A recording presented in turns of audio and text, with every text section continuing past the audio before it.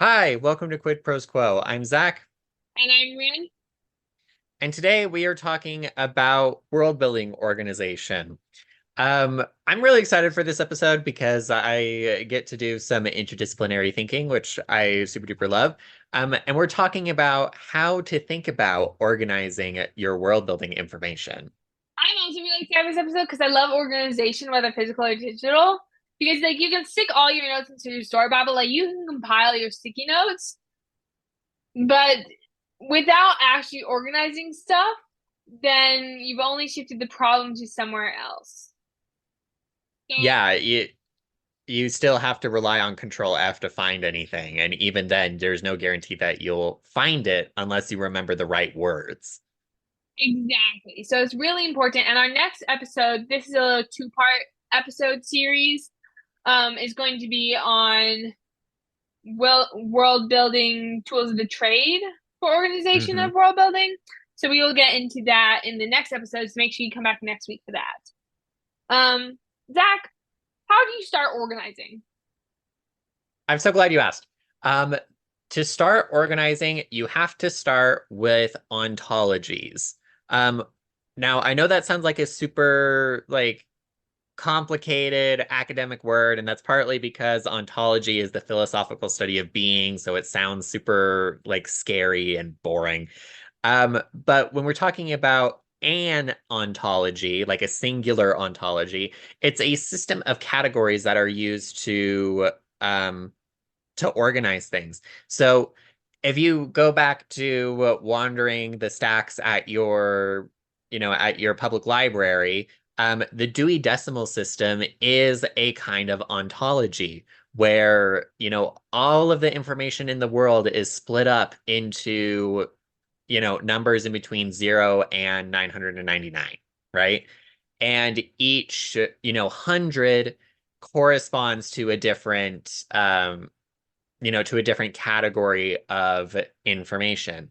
Um, Biological taxonomy is another example of ontology, um, where you have, organizing biological organisms according to their relationships with each other. Yeah, and as a biologist, I could geek out about binomial nomenclature all day long. And like the subsets of it, but that's maybe for like a bonus episode or something else where I talk about it more because we don't have forever to talk about binomial nomenclature on a writing podcast. Well, I mean, we're in the same boat because I could talk about the unified astronomy thesaurus as well, which is another, it's an example of an ontology inside of a scientific field. So we'll just leave it at that there are lots of different examples of ontologies. Um, the the act or the practice of designing ontologies is knowledge engineering, which is a really big field inside of artificial intelligence, where computer scientists try to organize information so that it is accessible by an artificial intelligence. And what we're doing here is that we are giving you an example and some tips for knowledge engineering that you can use for your world building stuff so that your notes become accessible to you. Yeah, and like this is just a starting point. You need to remember that we can't tell you exactly how to do it. And one system we talk about may not work for you, while another one might, or maybe nothing will work for you. We suggest works for you and you figure out yourself. And if you do that, like whether you use something we introduced to you or not, you should email us about us, and then if we do a follow-up episode, we can talk about your success stories or your failure stories, but hopefully success stories. Yeah, for sure. Um, if I'm thinking about, diving into an example, if I'm thinking about how I want to organize my world building information, my first thought is what am I going to do about characters? Um, and the question that I want to make is, okay, I want a category where I can stuff all of my characters. So if I'm imagining, boxes where I'm going to put the information, I'll have one that's labeled characters. But then I have to stop and ask, wait a minute, are all the people in my world characters? And for me personally, I'm going to say no. There are some people inside of my setting that are not meant to be characters. They are historical figures. They're people who did things before the book happened. And so I don't need the same kinds of information that I would need for a character, right? So maybe I will have another category that includes the historical figures, and then I want to create a category that encompasses both of them. And let's just call it people. So if we're thinking about a tree, right? I have my people category, and then in the people category, there are characters and there are historical figures. It's like my two major divisions. If I wanted to, I could create more categories inside of the characters or the historical figures, but this kind of shows the way that I would think about that specific bit. Um, if I like to make maps. Everybody loves to make maps for settings. Um, if I have that nice map for the setting, then I'm going to want to have some way of organizing the information that's on that map. So first and foremost, I want a category where I can put all of the geographical information, right? I want to be able to say, this is this is the Black Forest, this is the Aegean Sea. This is the Sahara Desert, and I can include the geographical information, and possibly the historical information of those areas inside of that category of geography. But there's other stuff on the map, right? Inside of fantasy in particular, we're really familiar with political maps where there are boundaries drawn in between the different kingdoms. So if I'm writing fantasy, I might want to create a category called kingdom so that I can put all the information about each kingdom in there. Those are like great examples. And as you're talking through this example, because we've done the show notes and I've read over them, but we haven't like discussed this yet. I'm thinking about ways I would organize on Obsidian, which is one of the knowledge bases that we're going to talk about in our next episode. Yeah, and whatever tool you're using, there are going to be things like headings and subheadings and folders that you can use in order to make your categories and then to make the actual documents.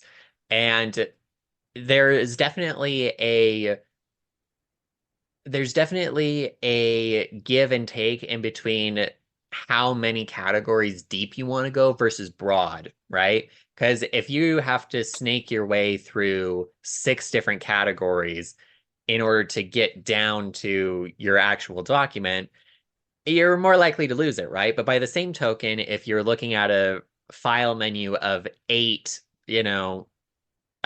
folders, maybe you don't know what is in each of them.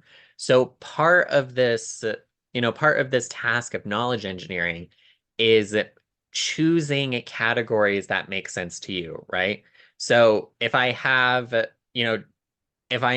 category called geography, then I know that anything that relates to geography, I'm going to put into there. And I need to be diligent about putting all the geographical information in there because if I put it somewhere else, I'm not going to be able to find it again. Yeah, that is a really good point. Also, it can be tricky when things can fall into like multiple categories. Because as you were talking Hmm. about the people category, I was thinking, what about like creatures? Because maybe some creatures are characters, but Right. not all creatures are characters. Like I think about in Witch's Blood, the novel that I'm querying right now, Cinder the cat is like more of a character, but Hmm. the weird, scary creature that Aster encounters in chapter two, not really Hmm. a character. So like, where do you put that? So there can be overlap in your categories. You just have Hmm. to decide where you want to do something and then be consistent about it. So Right. I Because think, one oh, go ahead. Yeah, one way that you could go about doing that is you say, okay, I'm going to put pets or otherwise like human-like creatures under the characters tab, but then under another tab, not underneath the people, have one that's like a bestiary and then put the other, your monsters in there. That's one strategy for doing it. But it's not the only strategy, right? Yeah, and I would suggest maybe having like a single document, like if you have one folder that's like world building for project A, maybe have a single document in that folder and then be like, here's the rules of this folder, and have your subfolders. Yeah, You yeah, know, yeah, and then you yeah. can put like then you can put all the rules you just talked about for creatures versus beasts in that Hmm. document. So then when you're like, oh, I have this one that's like, if I have this creature, where should it, sorry, the hiccups, where should it go? Hmm. Hmm. And then you can check this document and you know, oh, well, it's not a pet, so it should go in the bestiary. So Yep, exactly. just like write everything down and your feed yourself will thank you later because it is, and again, that's why we're talking about world building organization. It's so easy to like write something down somewhere and not know where you put it. Yep, and if you can't find it again, then you will be writing over yourself, right? Which is not necessarily a bad thing, but anytime that you can save a little bit of work, we would like to be able to do that, right? Yeah, So, writing is so much work to not make it as easy as possible for yourself where you can. yes. Yes. Um, this this idea of building out categories can get a little tricky at times. So oftentimes you might have a category called cosmology, and if I were you, I would recommend putting your magic system inside of your cosmology, and then facts about, for example, if there are any gods inside of your setting, like gods that are real in the context of your setting, um, separate from people's beliefs about said gods, then you would put it in there. For example, in my story, Spirit Fire, the spirits of the dead are, a part of everyday life. And that's something that I would want to put into the cosmology, that cosmology element, along with the magic system, because those two are so related. Um, you can also sometimes get tripped up when you're thinking about, okay, history versus lore. Lore tends to be a bit more expansive a term than history is, um, because lore often includes things like myths and legends and folklore. Um, it can also include information about the medicinal uses of certain herbs, or like you know, the weight carrying capacity of European swallows. Those sorts of things can fall under lore as well. So when you get super general with your titles, you kind of have to be careful. One strategy that you could use for this is your history can be like the timeline of things that actually happened. And then if you wanted to have like a lore category that shows, these are the ways that people interpret and remember the past, regardless of how things actually happened, and then put the all of those into a category called the past. That's that is some way of organizing that. Um, but if I were, doing my top couple list of categories that I would recommend for, starting out, I would make sure that you have somewhere to put your characters, whether you decide to divide them out into pets and POV characters and regular characters and historical figures, whatever you choose to do, make sure that you have a solid place to put all of your character world building information. Make sure that you Yeah. have a spot to put geographical information. Um, and this can include things like layouts of cities, right? Um, or big buildings, or if you're writing science fiction, big old spaceships. Like those can all go into the geography thing, even if it's not like this is the way that the land is shaped. Um, Setting because place. yeah, yeah. You want a spot where you can put information about organizations. And notice I said organizations, not just governments, because you're going to want a place to put in things about, if you have fictional religions, you want to be able to put stuff in there about that. If you have crime syndicates, you want to be able to put in things about that. So make sure that you have somewhere to put things about organizations. You're going to want some place to write down the history of stuff so that you're not contradicting yourself about how many years ago there was this big war. Um, and then this can go along with the organizational stuff, but cultural information is also super important. Yeah. I would add, if you're writing sci-fi fantasy, which many of our listeners probably are because we're kind of a sci-fi fantasy podcast, a place Hmm. for your magic system or technology system. And I just went and looked up our episode system, like episodes 53 to 65 were our world building series, like our main world building series. And 58 was about technology, where we talked about like technology and magic are like the same thing. And Zach, you had a really good quote from the episode. It's like sufficiently advanced technology is indistinguishable from magic. So Yes, Arthur C. Clarke. Arthur C. Clarke, see, you have my back. I love it. Um, so to recap that, characters, setting slash geography, cultural, magic. Did I miss one? Historical. And historical. I thought I was missing one. Thank you. Um, yeah. Do you have anything else you want to add? Because I feel like we've covered everything I want to talk about. Yeah, feel free to experiment with your systems, and you're going to want to hold on to this because it will help you structure the tools that we're going to talk about in the next episode. Yeah.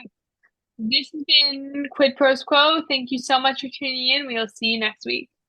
Quid Pros Quo is hosted by DC Winters and CK Jensen. If you like this episode, be sure to leave us a rating. And if you'd like to contact us, you can email us at quidprosquo@gmail.com. For more episodes, check us out on Spotify, Apple Podcasts, or wherever else you get your podcasts.